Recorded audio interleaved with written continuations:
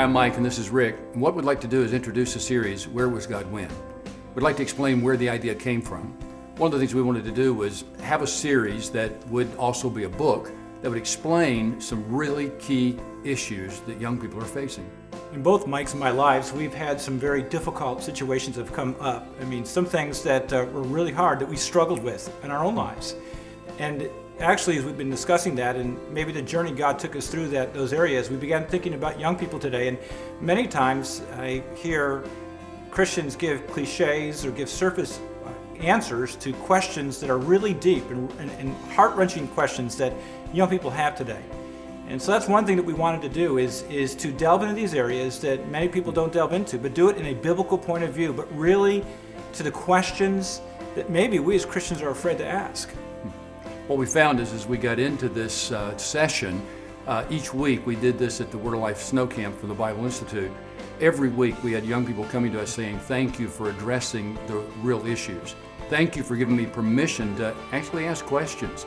And thank you also for giving me some hope as far as there is an answer. And it's not just a cliche, as Rick said. You know, many times I think we're afraid of asking God real questions. And that's what we try to do. We're afraid to say, God, I think you're unfair. God, it doesn't make sense. God, I think this is wrong.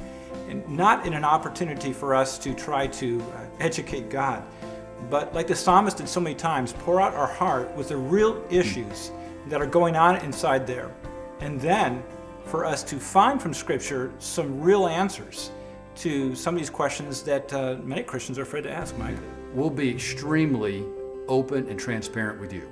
We don't have all the answers, but we do know where the answers are found, and we will give you some direction as to what to do. Matter of fact, one of the keys is going to be in the conclusion of every one of these sessions. You have to make a choice on what you're going to do with the information that you get. We've had to make that choice. And by the way, it's not something you do one time, it's something you have to do over and over again. We don't want you to be nervous. I believe that the information we're going to give you will free many of you.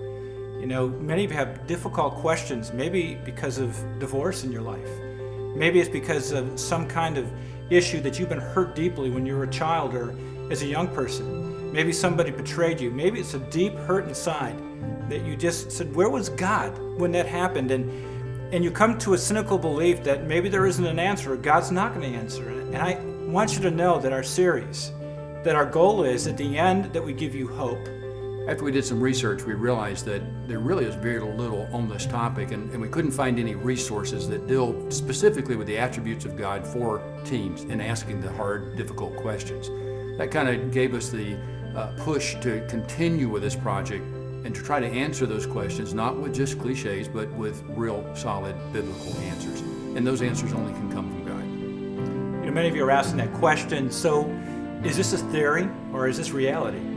I can tell you that some years ago, that a girl that I thought that I loved, when I found out that she committed suicide, I was in a church and I walked out of the pastor's office, and the pastor said to me, Rick, when you think about that difficult situation, what I want you to do is meditate on the attributes of God. I have to tell you that that probably is what got me through that very difficult situation in my life.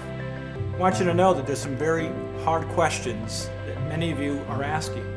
Maybe you were afraid to ask God those questions. Maybe you didn't think you had the right to, but I'm going to tell you, God's not afraid of your questions. And that every question you have, that God can answer. And we're convinced that the attributes of God is a good pathway to those answers.